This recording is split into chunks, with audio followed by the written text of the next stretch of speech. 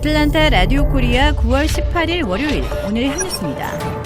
지난 15일 귀넷 경찰이 제주 사우나 앞 트렁크 살인 사건의 피해자의 신원이 7월에 입국한 한국 국적의 여성 31살 조세희 씨라고 발표했습니다.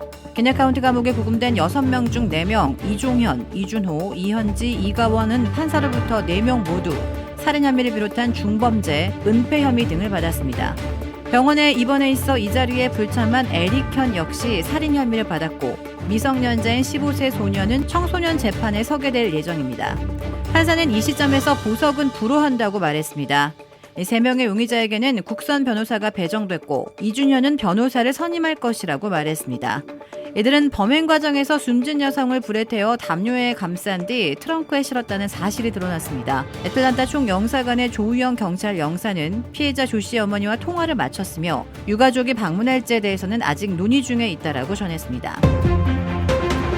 지난 16일 리오넬 메시를 보려고 애틀랜타 메르체데스 벤츠 스타디움을 찾은 팬들은 큰 실망을 감추지 못했습니다. 이날 열린 축구 경기는 애틀랜타 유나이티드와 인턴 마이애미와의 프로축구 경기로 팬들은 축구의 신인 리오넬 메시가 경기에서 뛸 거라는 기대감을 갖고 있습니다.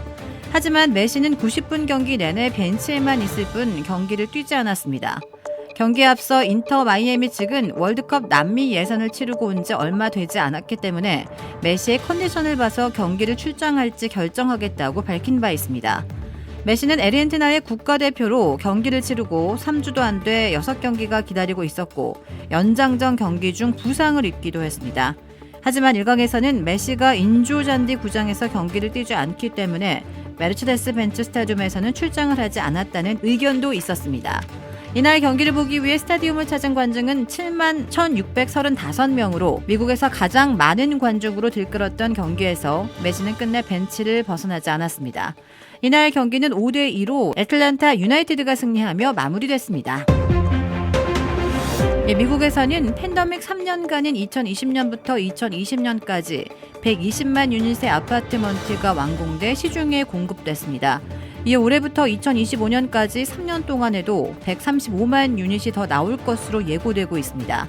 이 새 아파트먼트들이 쏟아지고 있어 렌트비를 비롯한 주거비가 하향 안정세를 보일 것으로 기대되고 있습니다. 주거비는 대도시 물가인 CPI의 3분의 1이나 차지하고 있어 전반적인 물가 진정에도 도움이 될 것으로 보입니다. 팬데믹 3년간 공급된 신축 아파트먼트 유닛을 대도시별로 보면 1위는 달라스로 7만 6,700 유닛이 공급됐고 2위는 뉴욕시 6만 6천 유닛, 3위는 휴스턴으로 5만 3,800 유닛, 4위는 어스틴으로 4만 5천 유닛, 5위는 마이애미로 4만 3천 유닛이 나왔습니다.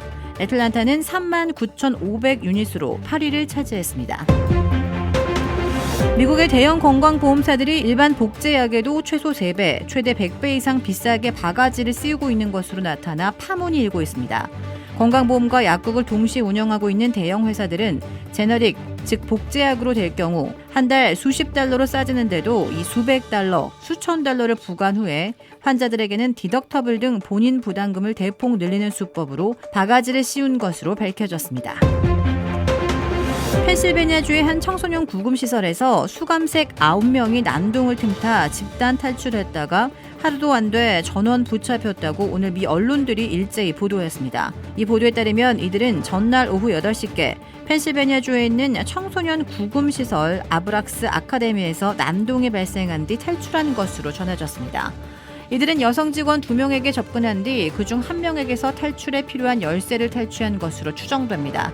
이후 건물 밖 마당까지 나온 뒤 울타리를 넘어 탈출했다고 소년원 관계자는 전했습니다. 이들 중 4명은 다음 날인 이날 오전 5시 45분께 구금시설에서 약 8km 떨어진 곳에서 붙잡혔고 나머지 5명도 곧이어 체포됐다고 펜실베니아주 경찰은 밝혔습니다.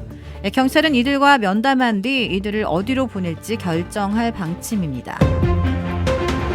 한국의 윤석열 대통령이 유엔 총회가 열리는 뉴욕에 오늘 도착해 4박 6일간의 공식 일정에 들어갔습니다. 윤 대통령은 오늘 오전 부인 김건희 여사와 함께 대통령 전용기인 공군 1호기 편으로 뉴욕 존 F 케네디 국제공항에 착륙해 현지 인사들의 영접을 받았습니다. 공항에서 시내로 직행한 윤 대통령은 즉시 릴레이 양자 정상회담에 들어가 오늘 하루에만 최소 4개 국가 정상들과 만납니다. 윤 대통령은 미국에 머무는 동안 총 30여 개 국가의 정상들과 회담하며 엑스포 유치 노력에 대한 관심과 지지를 요청할 계획입니다. 엑스포 개최지 선정을 2달여 앞두고 벌이는 막판 총력전입니다. 오는 20일에는 유엔 총회 기조연설을 하고 21일에는 뉴욕대에서 열리는 디지털 비전 포럼에 참석할 예정입니다. 한국에서 단식 19일째를 맞은 더불어민주당 이재명 대표가 의식을 잃을 정도로 건강이 악화돼 결국 병원으로 긴급 이송됐습니다. 그런데 이재명 대표가 연루된 백현동 의혹과 쌍방울 대북 송금 사건을 수사해온 검찰이 이 대표의 2번째 구속영장을 청구했습니다. 200억 원대 배임 혐의와 함께 800만 달러 규모의 뇌물 혐의 등을 적용했는데 검찰은 이 대표의 단식이나 병원 치료와 관계없이 원칙대로 사법 절차를 진행한다는 방침입니다. 민주당은 같은 날 검찰이 구속영장을 청구하자 잔인한 정권이라며 강하게 반발했습니다.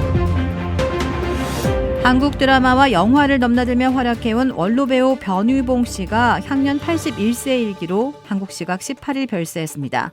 유족에 따르면 고인은 과거 완치 판정을 받았던 췌장암이 재발해 투병하던 끝에 이날 오전 세상을 떠났다고 밝혔습니다. 변유봉 씨는 영화 괴물에서 주인공의 아버지 박희봉 연기로 호평을 받아 제27회 청룡영화상 나무조연상, 제9회 디렉터스 컷 어워즈 연기상, 제51회 아시아태평양 영화제 나무조연상을 받았습니다. 빈소는 삼성 서울병원 장례식장에 마련됐고 발인은 오는 20일 낮 12시 30분입니다.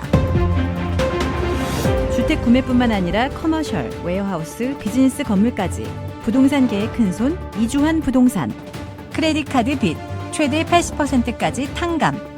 크레딧은 지켜드리고 빚은 줄여드리는 O3 컨설팅이 오늘의 한 뉴스를 후원합니다. 이상 애틀란타 라디오 코리아 9월 18일 월요일 오늘의 뉴스의 고지선이었습니다.